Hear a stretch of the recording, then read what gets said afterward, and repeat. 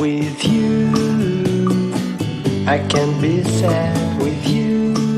근데 이 Just 무라카미 take 하루키 이 my 작가의 hand 글이 and 너무너무 이 fly. 묘사를 너무 잘했다라고 제가 이렇게 그렇게 느꼈습니다. 그래서 제가 바로 이 글을 읽고 제가 그 글을 참고해서 남편 주순관을 묘사했습니다. 이걸 나중에 한번 또 선생님들 읽어 보세요. 제가 지금 이 시간에 읽지는 않겠습니다. 근데 그래서 이번 주 과제가 뭐냐면요. 한 분을 정하세요, 한 분.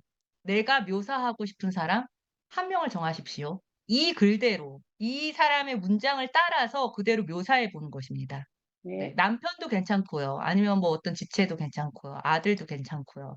원하시는 대로 한 명 정하셔서 이 사람 이 글처럼 똑같이 그 사람에 대해서 묘사하시는 글을 쓰는 거예요. 제가 쓴 남편 주순관 묘사 요것처럼 이제 글을 하나 사람에 대한 그 묘사 글을 하나를 쓰시면 되겠습니다. 저는 이 끝에 문장도 똑같이 썼어요. 여기 보면은 "이 사람과는 곧 가까워질 수 있겠다는 기분이 들었다. 아마도 이 작은 마을에 굴러 들어온 돌 동지로서." 이렇게 이 작가는 끝을 냈잖아요. 그래서 저는 여기다 "아마도 더 큰 세상을 품고 살고 싶은 같은 마음을 가진 동지로서 그 큰 마음이 나를 품어줄 수 있을 것 같아서." 뭐 이러면서 제가 이제 마무리를 했습니다. 그러니까 똑같이 쓰시라는 거예요. 비슷한 형식으로. 이 사람 그 작가를 그냥 모방을 해 보는 거예요, 우리가. 아셨죠? 그러니까 별로 안 어렵겠죠? 이거는 이 글은 네. 이 숙제는 별로 어렵지 않으실 거라고 이렇게 생각이 됩니다. 참 좋은 묘사 표현인데 요거를 우리가 좀 연습을 같이 해 보면 좋겠다. 이렇게 말씀드리고요. 자 그러면 이제 마지막으로 달려가 보겠습니다. 묘사의 효과. 자 3가지 효과가 있습니다. 1번 생생하게 보여준다. 그다음에 2번 생각이나 느낌을 잘 전달한다. 그다음에 4번 감칠맛 나는 글이 된다. 쭉쭉쭉 글이 그냥 이렇게 나가다가 어떤 한 딱 부분에서 향기도 맡을 수 있고 뭔가 느껴지고 뭔가 내가 보는 것 같고 그림으로 그려지는 것 같고 하면은 그 글을 읽는데 재미가 생기죠. 그래서 묘사가 그런 역할을 해 준다는 것. 그다음에 주의점 글 전체를 묘사를 사용하시면 안 됩니다. 아주 질리는 글이 됩니다. 그러면 읽기가 싫어져요. 네. 너무 다 막 사진 찍어 놓은 것처럼 그렇게 쓰시면은 힘듭니다. 그래서 강조하고 싶은 부분만 묘사로 쓰시라는 거. 그래서 이제 과제 있습니다. 일주일을 지내시면서 자신의 눈에 띈 사물이나 대상이 무엇인지 곰곰이 생각해 봅니다. 그것이 짝 잃은 고무장갑 한 잔인지 아니면 이가 나간 그릇인지 아니면은 바퀴가 바람 빠진 자동차 바퀴인지 뭐 아니면 부러진 연필인지 네 그렇게 자신의 눈에 띈 사물이나 대상 그리고 그 낯설게 보기를 통해서 일상의 평범함에 특별함을 덧입히시고요. 자신만의 의미를 찾으시라는 얘기죠. 그리고 묘사의 기법으로 그 순간이나 상황을 그림 그리듯이 써 주시면 됩니다. 그리고 그 안에서 이제 하나님께서 뭐 주시는 메시지가 있겠죠. 뭐 그걸 통해서 내가 뭐 어떻게 깨달았다. 네 굳이 하나님께서 나에게 이렇게 말씀하셨다라고 쓰셔도 되지만 근데 그 문장 없이도 '아 내가 이걸 통해서 이렇게 생각했다. 이렇게 해야 되겠다고 느꼈다.' 뭐 이러면은 그게 바로 하나님께서 저희에게 주시는 그런 영감이라고 생각합니다. 그래서 요거를 이렇게 골고루 섞어서 이제 글을 써 주시면 됩니다. 그래서 굳이 제가 영성 에세이라고 이름 붙였지만 그냥 에세이 2편 써 주시면 돼요. 에세이 2편이에요, 2편. 어, 과제는 그래서 에세이 3편이라고 해 놨는데 에세이 2편 플러스 아까 그 인물 묘사 글. 우리가 과제를 할 때 단순하게 써서 선생님처럼 이렇게 하는 거 아니면 그 작가 같은 경우는 마지막에 이거를 좀 강조하고 싶어서 이 사람을 좀 더 묘사했던 것 같거든요.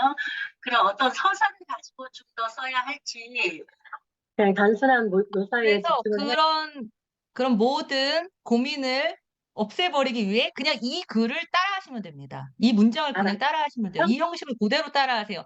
소혜달 씨는 대략 30대 중반으로 이렇게 시작했잖아요. 그러면은 만약에 제가 제 아들을 묘사합니다. 그러면은 뭐 주호는 대략 10대 후반으로 동그란 얼굴에 뭐 이런 식으로 이 문장을 그대로 따라하시는 거예요. 근데 그 어떤 대상에 맞게만 단어를 바꾸시면 되죠.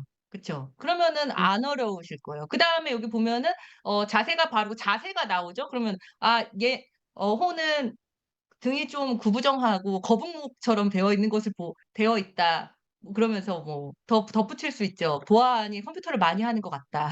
뭐 이런 식으로. 눈빛, 눈에는 또 어떤가 뭐 이런 것도 돼 있잖아요. 네. 그래서 이런 것도 똑같이 따라 하시고요. 근데 만약에 여기에 뭐 내가 더 덧붙이고 싶다. 그러면은 더 덧붙이세요. 덧붙이실 내용이 더 있으시면 더 덧붙이십시오. 그리고 근데 요 끝에도 방금 김경실 선생님께서 말씀하신 것처럼 "하지만" 하면서 "이 사람과 어떨 것 같다. 이 사람이 나에게 어떤 의미다."라는 것을 여기 써 줬잖아요. 그런 게 있으시면 그거를 또 이제 써 주시면 됩니다. 알았죠? 그래서 너무 이렇게 만약에 한 사람을 묘사하십시오. 어떤 사람의 사진을 보고 묘사하십시오라고 하면은 더 어려울 수 있거든요. 그래서 제가 이 문장을 그냥 아예 가지고 온 거예요. 요거를 가지고 응용해서 써 보십시오 하면서. 똑같이 혹은 응용해서. 그러면 별로 어렵지 않게 한 사람에 대해서 묘사 글을 쓸 수 있는 자신을 발견하실 수 있게 되실 겁니다. 아니 내가 사람을 묘사했더니 평생 처음으로. 그쵸? 네. 그것도 구체적으로. 그쵸. 예. 그냥 두루뭉실하게 '뭐 40대 중반에 안경을 쓴 여자다.' 이게 아니고 40대 중반에 뭐 어떤 눈빛을 가졌고 또 앞머리가 요쪽은 흰 것을 보니 뭐 '고민을 많이 하는 것 같다.'라든지 뭐 구체적으로 그림을 그리듯이 그 사람에 대해서 표현을 해 보자는 거죠. 아마 다 한 번도 안 해 보셨을 거예요 아마 거의 많이. 그쵸? 네. 그래서 이번 주도 아주 새로운 내용입니다. 그런데 장면과 사람에 대해서 좀 묘사하시면서 한 편의 에세이를 이렇게 써 보자는 거죠. 네. 그리고 만약에 어떻게 쓰는지 정말 에세이 글 어떻게 쓰는지 너무너무 모르겠습니다 하시면은 그냥 묵상글을 떠올려 보셔도 되고요. 그쵸?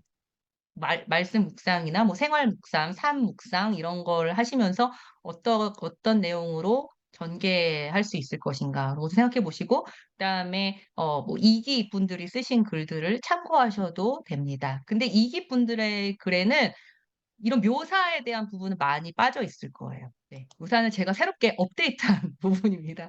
그렇기 때문에 이번에 같이 묘사까지도 활용하셔서 에세이 써 보시면 좋을 것 같습니다. 그리고 뭐 삶에서 감성적인 에세이를 써야만 그것이 좋은 에세이는 아닙니다. 그때 강의에서도 말씀드렸던 것처럼 어떤 감성적인 것도 에세이가 재료가 될 수 있지만 나의 관심사 이런 것도 충분히 에세이가 될 수 있기 때문에 우리 남성 선교사님들 혹은 '난 감성이 좀 부족합니다.'라고 느끼시는 분들도 어렵지 않게 에세이를 쓰실 수 있으실 거라고 생각합니다. 인물 묘사 글 1 플러스 영성 에세이 2편 요렇게 생각하시면 됩니다. 그러면 감사합니다. 또 다음 시간에 뵙겠습니다. 그리고 무조건 쓰는 겁니다 그냥. 안 되더라도, 안 되더라도 그리고 글이 잘 이렇게 마무리가 안 된다 하시더라도 무조건 그냥 쓴다. 이렇게 생각하시면은 좋겠습니다. 그리고 이 한 편 한 편 배우실 때마다 한 강 한 강 배우실 때마다 앞에 거를 까먹으시면 안 돼요. 이제 오늘 영상 에세이 쓰잖아요. 그럼 일단 기본적으로 묘사 들어가죠. 그리고 소제목 붙이시는 거 들어가면 더 좋아요. 그죠? 그리고 A는 B다도 혹시라도 할 수만 있으시면은 하시면 좋겠죠. 뭐 "이 사람은 나에게 이런 존재다. 봄은 나에게 뭐다." 뭐 이런 식으로. 그죠? 뭐 "커피는 나에게 뭐다." 이런 식으로 충분히 그 배운 것들을 다 활용해서 글을 쓰실 수 있는 거거든요. 그렇기 때문에 앞에 것 배우신 것들을 또 잘 기억하시면서 오늘 배운 거를 또 잘 접목하시고 에세이에 제목이 들어가나요? 제목을 주제 삼아서 쓰면 되나요? 네 제목 잡으세요. 제목 잡으시고. 예. 제목 그냥 선생님들 잡기 쉬우신 대로 제목 잡으시면 됩니다. 그리고 그것이 주제가 될 수 있겠죠. 네. 아니면 주제는 다른 문장인데 문장이 따로 있고 뭐 제목을 따로 잡으셔도 되고요. 분량은 그냥 최소 A4 한 장으로 하겠습니다. 일상생활 사시면서 뭔가 나에게 깨달음을 주는 순간에 대해서 써 보자는 얘기입니다 사실은. 네. 근데 그중에서 그거를 쓰는데 어떤 한 포인트만 쪼끔 더 집중해서 구체적으로 그림을 그리듯이 써 보자. 그리고 한 사람을 정말 잘 묘사해 보자. 그것이 오늘의 과제입니다. 네. 그러면은 그 한 사람에게 아마도 나중에 묘사글을 쓰신 다음에 그 한 사람을 앞에 두고 "내가 너에 대한 글을 썼어." 하면서 그걸 읽어 주시면 아주 큰 사랑의 세레나데가 되지 않을까. 네. 그렇게 또 생각도 해 보네요. 네. 왜냐면 누군가가 나를 그렇게 자세하게 보는 일은 흔치 않잖아요 사실. 네. 제 남편도 제가 이 글을 써서 들려줬을 때 엄청 좋아하더라고요. 네. 한 번도 그런 걸 경험해 본 적이 없는데 누군가가 네, 자기를 그렇게 자세히 봐줬다는 것 자체가 고맙게 그렇게 생각하더라고요. 우리 마지막 구호 무조건 쓴다. 이게 저의 구호입니다. 무조건 쓴다. 다들 마이크 켜시고 무조건 쓴다 하고 무조건 쓴다 구호 외치도록 하겠습니다. 자, 마이크 다시 켜주시고요. 하나, 둘, 셋 하면 무조건 쓴다. 하나, 둘, 셋. 무조건 무조건 쓴다. 쓴다.